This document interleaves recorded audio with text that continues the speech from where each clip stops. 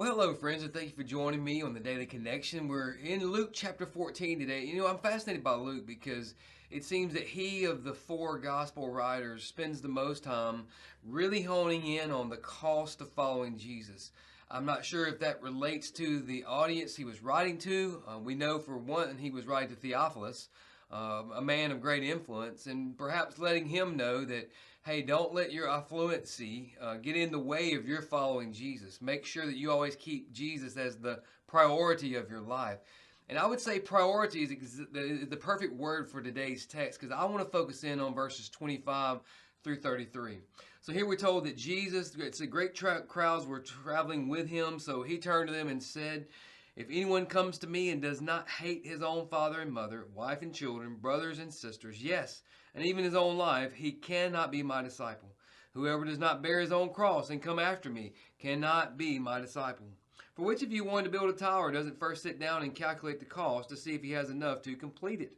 Otherwise, after he has laid the foundation and cannot finish it, all the onlookers will begin to ridicule him, saying, 'This man started to build and wasn't able to finish.'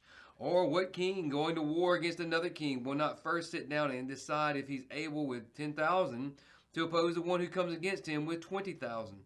If not, while the other is still far off, he sends a delegation and asks for terms of peace. In the same way, therefore, every one of you who does not renounce all his possessions cannot be my disciple." Now notice how 3 times in those verses we just read, Jesus uses the phrase, "cannot be my disciple." That tells me that the priorities he's demanding of us are non-negotiables. They're absolutes. First priority, that he must be the love of our life. Now, he's speaking in a sense of hyperbole, if you want to think of it that way, in verses 28, 25 and 26, I'll get it right in a minute. He says, hate father and mother, hate wife and children, hate brothers and sisters. Clearly, Jesus would not advocate that at all, because the commands say we're to honor our father and our mother. Paul writes in Ephesians, we're to love our wife like Christ loved the church. Wife is to lovingly submit to the husband. Children are to obey their parents in the Lord. So we know that he's not literally saying you got to hate them. What he's saying is that the love that we have for him must be so dynamic and must have such a sense of priority that it's almost like we do hate these others, because we make our love for him and we make our life dedicated to him the priority over even those most intimate of relationships. And it's a non-negotiable. He says it there at the end of verse 26. The one who does not do this cannot be my disciple. Well, then he comes back with another familiar statement about the idea of bearing your cross, because if you remember from chapter 9, we saw in verse 23, Jesus said, if anyone's going to come after me, he's got to deny himself, take up his cross daily. So this idea of bearing our cross, this idea of total, complete commitment and surrender to Christ, self-denial and commitment to Christ, is still present when we get to chapter 14, in lieu of making Jesus the priority of our loves and the priority of our, following him, the priority of life. Because again, in verse 27, he says, the one who doesn't do this cannot be my disciple.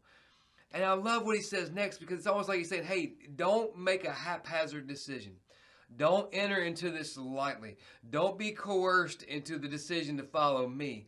Count the cost carefully. Calculate the demands exactly.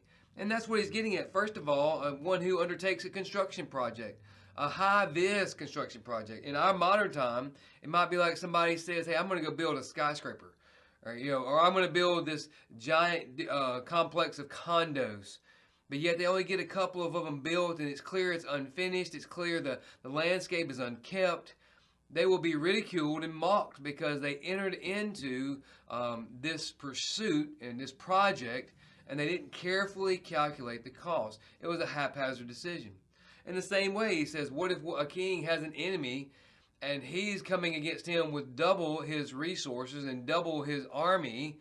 Is that king not going to sit down and carefully understand and say, hey, there's no way I can win here. I need to seek peace.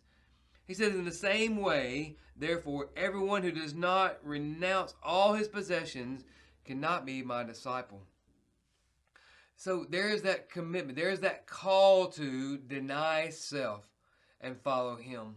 And it's a reminder that following Jesus is not about all the perks.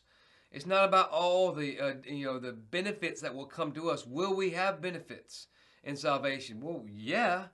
First of all, not the least of which is we're delivered from eternity in hell and we're destined for eternity in heaven. That's a tremendous benefit. But that shouldn't be the end of our commitment to Christ. That should only be an aspect of commitment, in that when we commit our life to him, it is a total and complete surrender, whereby his will becomes the priority of our life, whereby his word becomes a driving passion for our life. And we are totally and completely submitted and surrendered to his purpose being worked out in our life. And Jesus says this: if he's not the priority love of our life, can't be his disciples.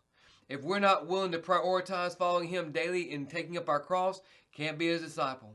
If we're not carefully calculating the cost of what it means to follow him, to the point where we're going to renounce all that we have in order to follow him, can't be his disciples. All of those are non-negotiable commands. And it forces us, and I hope it will cause you to sit and carefully consider, did I calculate the cost? Do I calculate the cost daily? Have I prioritized Jesus in regards to the primary love of my life, the supreme love of my life? Have I prioritized Jesus in terms of what I do on a daily basis? And have I made him supreme over even the most prized possessions of my life? Well, if the answer to any one of those three is no, then there's some inflection, there's some reflection that needs to take place. And we need to understand that all three are non-negotiable requirements for following Jesus. Well, and it's funny how all through history, different men and women have captured that in short phrases, or even in more elaborate poems or books. Not the least of which is Dietrich Bonhoeffer's book, The Cost of Discipleship. And he didn't just write about it, he lived it. And in his book, he makes this simple statement. He says, when Christ calls a man, he bids him come and die. So the call to salvation is not just a call to life, because we know it is a call to life, and life more abundantly. But it's also a call to death. Death to self, so that we may live to Christ daily. So let's make that commitment today, friends, that we're going to die to ourselves a little bit more today, so that we can live to Christ more dynamically today and in the days ahead. Well, I love you, friends. I pray your week is going well. We're fresh into it. Let's don't miss the opportunities of doors that God has opened. And let's don't be stubborn and keep knocking on doors that God's closed. Instead, let's be sensitive to the Holy Spirit as we are living sent.